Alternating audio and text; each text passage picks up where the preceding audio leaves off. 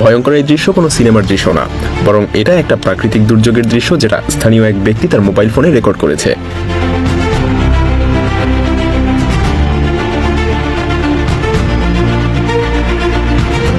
গ্যারেজের দরজা খুলেই এই ব্যক্তি একেবারে হতবাক হয়ে গিয়েছে। Imagine you open your garage door and you see the entire এটা জাপানের অপ্রত্যাশিত একটা বন্যার দৃশ্য।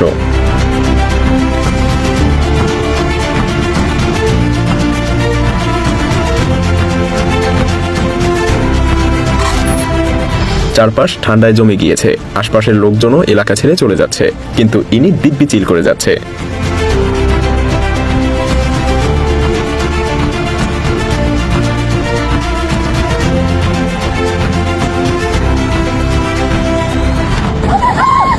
এমন দৃশ্য দেখে আশপাশের বাসিন্দারাও বুঝতে পারছে না তারা কি করবে। দাঁড়িয়ে দেখা ছাড়া আর কিছুই করার নেই।